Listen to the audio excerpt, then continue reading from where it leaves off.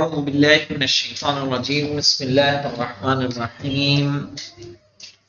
شیعہ شناسی میں اس سے پہلے جو عنوان ہم نے پڑھا تھا وہ تھا سہو النبی کے اوپر، اور ہم نے کہا کہ اغلب شیعہ علماء اس بات سے انکار کرتے ہیں کہ نبی کو کسی بھی طرح کا سہو ہو سکتا ہے، اور شیعہ علماء میں سے ہم نے کہا شیخ صدوق وہ ہیں کہ جو اس بات کے قائل ہیں کہ ان کو سہو ہو سکتا ہے، لیکن انہوں نے بھی پھر اس کی کیا کی ہے، ایک توجیہ کی ہے، کہا وہ سہو نہیں ہے کہ جو انسانوں کو ہوتا ہے۔ اب رہا مسئلہ یہ، آج جو عنوان ہمارے سامنے ہے کہ ایک اعتراض کا جواب کیا ہے، وہ آئیے پڑھتے ہیں۔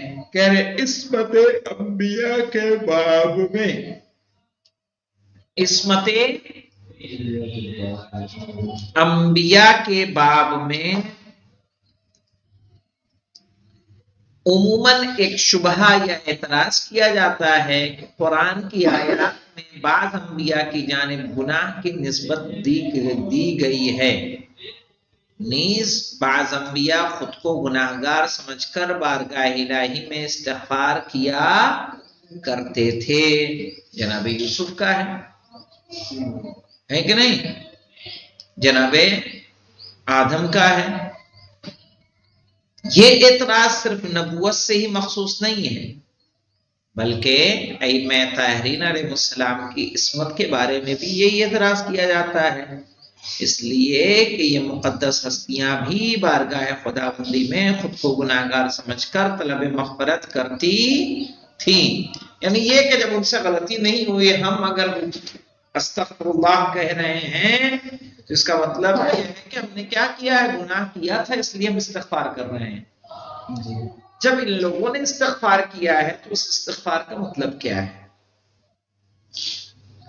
کہہ رہے اس اعتراض کا جواب یہ ہے، اولاً تو عصیان، ذنب اور ان کے مانند دیگر الفاظ مختلف اور متعدد معنی میں استعمال ہوتے ہیں۔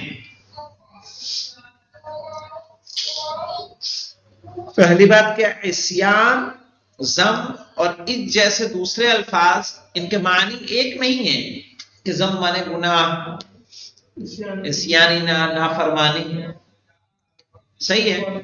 تو کیا کہا کہ اس کے متعدد معنی ہیں، ان سے ہمیشہ حرام کام انجام دینا یا واجب ترک کرنا ہی مراد نہیں ہوتا، بلکہ کبھی ایسا عمل مراد ہوتا ہے اگرچہ اس کا ترک واجب یا انجام دینا حرام نہیں ہے، لیکن ایک انسان کے مقام و منزلت اور شخصیت کے پیش نظر بہتر یہی ہے کہ اسے انجام نہ دیا جائے۔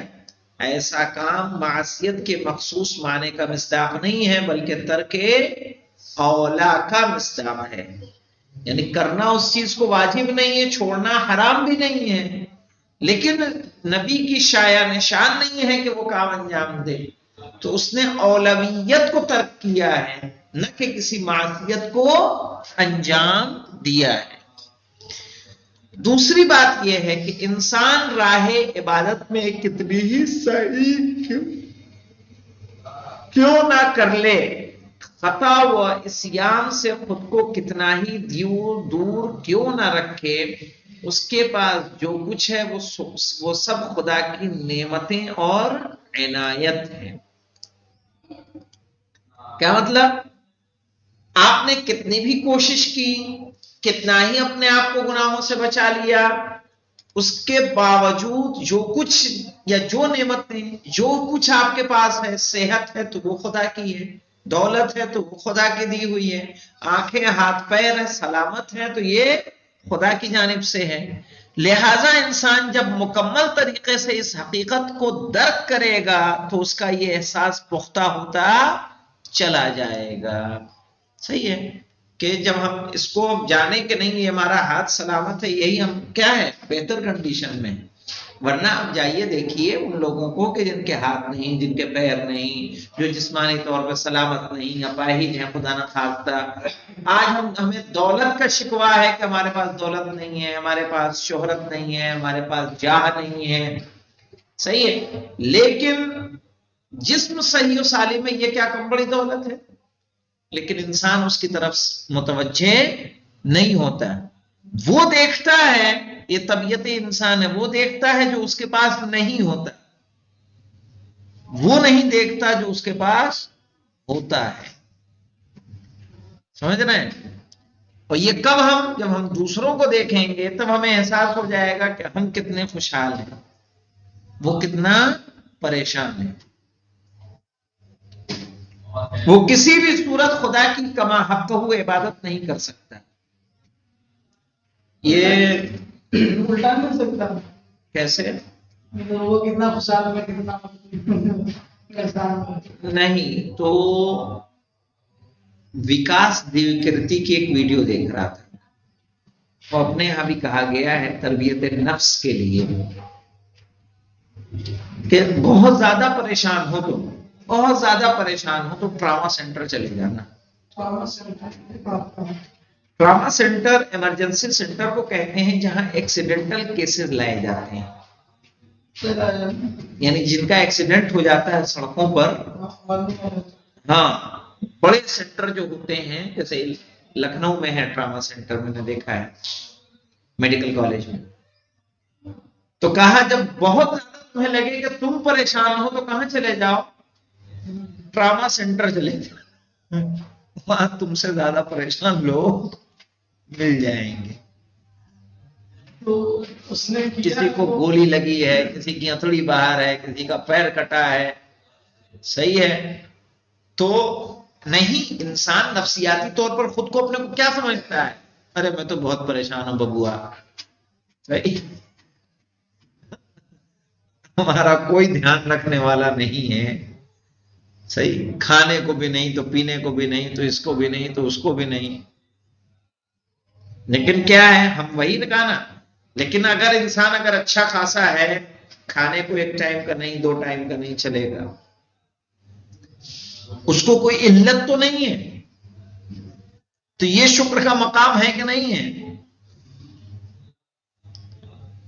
اس کی کوئی بائی پاس سرجری تو نہیں ہوئی ہے. جن کے پاس کھانے کو ہے وہ بی پی ہارٹ سے پریشان ہے، کوئی بواسیر سے پریشان ہے. وہی ہے کہ جب انسان کیا کرتا ہے، جب لہذا انسان جب مکمل طریقے سے اس حقیقت کو درک کرے گا تو اس کا یہ احساس پختہ ہوتا چلا جائے گا کہ وہ کسی بھی صورت خدا کی کما حقہ عبادت نہیں کر سکتا، چاہے اپنی پوری توانائی صرف کر دے. شاید اسی حقیقت کے پیش نظر پیغمبر اکرم صلی اللہ علیہ وآلہ وسلم نے فرمایا لا احصی ثناء علیک انت کما اثنیت علی نفسک. صحیح ہے، جس طرح سے اللہ تو نے اپنی تعریف کی ہے میں اسے شمار تک نہیں کر سکتا. میں اس طرح تیری ثنا کا احاطہ یعنی حق ادا نہیں کر سکتا جس طرح خود تو نے اپنی ثنا کی ہے. اللہ جو ثنا جو اپنی تعریف خود کر لے گا، کیا ہم اس کی کر سکتے ہیں؟ ہم اسے جانتے ہی نہیں صحیح سے، اس کی قدرتوں کو ہم نے ابھی درک ہی نہیں کیا ہے، تو ہم اس کی ثنا کیسے کر سکتے ہیں؟ چونکہ انبیاء اور اولیاء الہی دوسروں کے مقابلے اس حقیقت کو بہتر درک کرتے ہیں، لہذا اس کی بارگاہ میں تضرع و زاری کے ساتھ ہاتھ بلند کر کے اپنی خطاؤں کی مغفرت اور خدا کے لطف و کرم و بخشش کے طالب رہتے ہیں. امیر المومنین علیہ السلام جیسے افراد کی جانب سے اپنی ذات پر ظلمت نفسی وتجرأت بجہلی، دعائے کمیل کے جملے ہیں نا، تو اس کا کہ خدا کی نسبت تجرات و بجہلی کا اعتراف و بارگاہ الہی میں توبہ و استغفار سب کچھ اس لیے ہے، اور اس کا گناہ اور جہالت کے رائج معنی سے کوئی تعلق نہیں ہے، صرف اس کی عظمت کا اقرار کرتے ہوئے. بھئی ہمارا ایک عمل بھی خدا کے مقابلے میں جرأت ہوگا کہ نہیں ہوگا؟ خلاصہ کلام یہ ہے کہ انبیاء اور دیگر معصومین علیہ السلام کے لیے گناہ ترک واجب یا حرام کا انجام دینے کے معنی میں نہیں ہے. سمجھ رہے ہیں؟ جب کہا جاتا ہے ان سے گناہ ہوا ہے یا واجب چھوٹا ہے، تو اس کا مطلب نہیں کہ کوئی واجب چھوٹا ہے یا انہوں نے کسی حرام کام کو انجام دیا ہے، بلکہ اس کے بارے میں دو ہی چیزیں متصور ہیں، ترک اولا یا نعمات الہی کے سلسلے میں شکر، اور کما حقہ عبادت کے سلسلے میں عاجزی کا اعتراف اور اعلان۔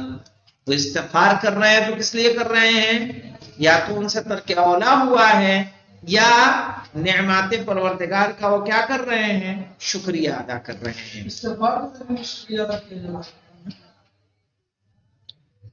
استغفار کے ذریعے اپنی عاجزی کا اقرار کرتے ہیں کہ نہیں کرتے ہیں؟ نبی کو بھی کہا گیا کہ سورہ نصر میں استغفر اللہ،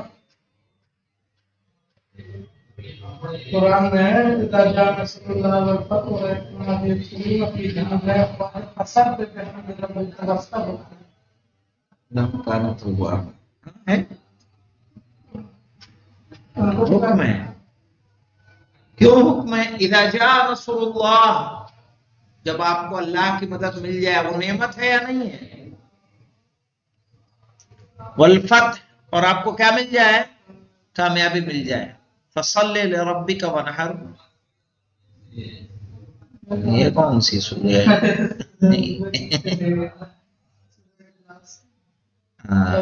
تم کون سے کہہ رہے تھے؟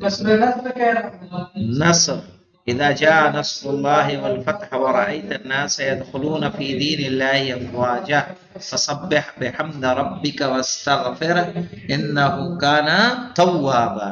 تو وہاں بھی کیا ہے؟ اذا جاء نصر اللہ والفتح، معاف کرنے والا توابا، معاف کرنے والا ہے۔ نہیں تو یہاں بھی آپ اگر استغفار کریں گے، وہ استغفار کس لیے ہے؟ اب یہاں اس معنی میں دیکھا آپ نے، غور کیا؟ کب کہا ہے اذا جاء نصر اللہ والفتح؟ جب اللہ کی مدد اور جیت آپ کو حاصل ہو جائے۔ فصلی لربک وانحر، صحیح ہے، میں ادھر پھر چلا گیا۔ تو آپ کو کیا کرنا ہے؟ وَرَأَيْتَ النَّاسَ يَدْخُلُونَ فِي دِينِ اللَّهِ أَفْوَاجًا، اور جب آپ دیکھیں کہ لوگ کیا ہے؟ گروہ در گروہ جو ہے دین میں داخل ہو رہے ہیں، سمجھ رہے ہیں؟ تو جب یہ دونوں چیزیں مل جائیں گی تو یہ نعمتیں ہیں کہ نہیں ہیں؟ فَسَبِّحْ بِحَمْدِ رَبِّكَ وَاسْتَغْفِرْ، تو آپ اللہ کی تسبیح کیجئے، اللہ کی حمد کیجئے اور اس سے استغفار کیجئے۔ تو اب یہاں پہ دیکھیے، اب اس کو جا رہے تو توابہ کو، توابہ کیسے سمجھ میں آئے گا؟ توابہ کو ایسے سمجھو، ویسے تو پوری تفسیر جا کے دیکھنی ہوگی، کہ یہ جو صلہ مل رہا ہے کیا؟ کامیابی کا اور مدد کا، اور رسول کی محنت کے نتیجے میں لوگوں کا فوج میں، فوج در فوج، گروہ در گروہ دین میں داخل ہونا۔ تو یہ نعمتیں ہیں کہ نہیں رسول کے لیے؟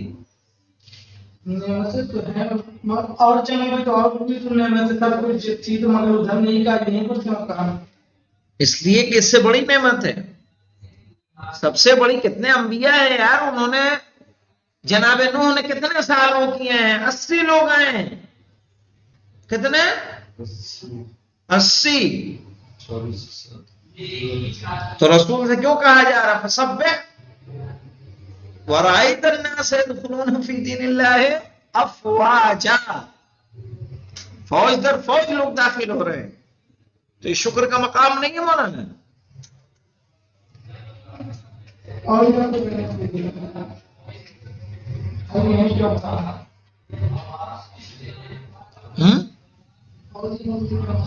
کہا ہے اور جگہ، ایسا نہیں کہ نہیں کہا ہے، وہ دیکھنا ہوگا۔ اب آئیے دیکھیں، تو چونکہ اعلیٰ مراتب اور معنوی مقامات کے لحاظ سے انبیاء کے درمیان فرق پایا جاتا ہے، لہذا ان دونوں باتوں کے سلسلے میں بھی انبیاء کے درمیان فرق ہو سکتا ہے۔ سمجھ رہے مولانا؟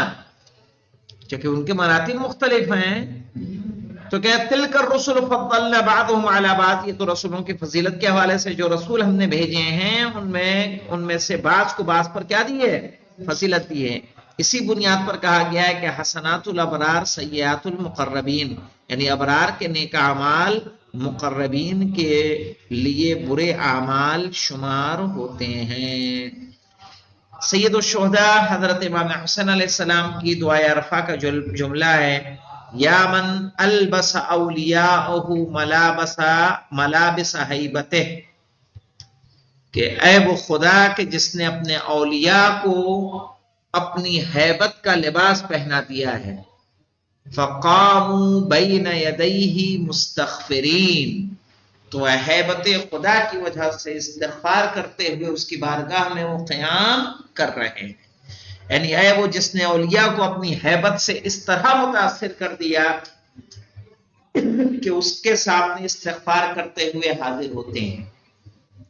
اس نقطے کی طرف بھی توجہ رہے کہ انبیاء الہی کے بارے میں معصیت و گناہ جیسی تعبیریں دراصل ایاکا عانی واسمعی یا جارہ صحیح ہے کہ باب میں ہے. ہاں مولانا ایک اور بات انہوں نے کہہ دی کہ کبھی کبھی کہہ تم کو رہا ہوں لیکن ہم کہنا تم کو نہیں چاہتے، کہنا ہم ان کو چاہتے ہیں، لیکن تمہیں سنا کے مراد ہم کس کی لے رہے ہیں؟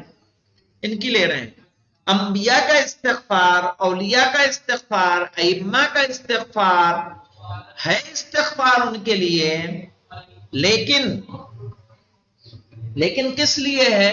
تاکہ ہمیں سکھا سکیں کہ دیکھو خدا کی بارگاہ میں کس طرح سے حاضر ہونا ہے. تم سے غلطیاں ہو جائیں تو تمہیں کس طرح سے خدا کی بارگاہ میں جانا ہے، کیسے استغفار کرنا ہے کہ باب میں ہے.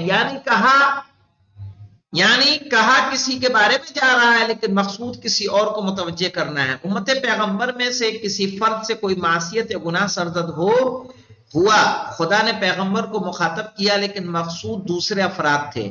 عقلائے عالم کے درمیان بھی یہ طریقہ کار رائج ہے. مثلا اپنے نوکر اور ملازم کو متوجہ کرنے کے لیے انسان کبھی کبھی اپنے بیٹے کی سرزنش کرتا ہے، صحیح ہے نا، اسے ڈانٹتا ہے، اسے سناتا ہے تاکہ اس کو اپنی غلطی کا احساس ہو جائے. کہہ رہے اس کے مانند دیگر توجیحات بھی ہیں. یہاں موضوع کی مناسبت سے صرف چند کلی توجیحات و تعویلات کا تذکرہ کیا گیا ہے. تفصیل کی گنجائش اس کتاب میں نہیں ہے. صحیح ہے. تو انہوں نے کتنی باتیں بتائی مولانا؟ 3 باتیں بتائیں کہ نبی کا اور اماموں کا استغفار کس لیے ہوتا ہے. نمبر 1 یا تو ترک اولا ہے یا ان سے کیا ہوا ہوگا، ترک اولا، یا خدا کی نعمتوں کا شکریہ ادا کرنے کے لیے، اور ورنہ کیا ہمیں سکھانے کے لیے، ہمیں متوجہ کرنے کے لیے. اب ایک نیا عنوان ہے ختم نبوت جو انشاءاللہ ہم لوگ آئندہ پڑھیں گے. الحمدللہ رب العالمین.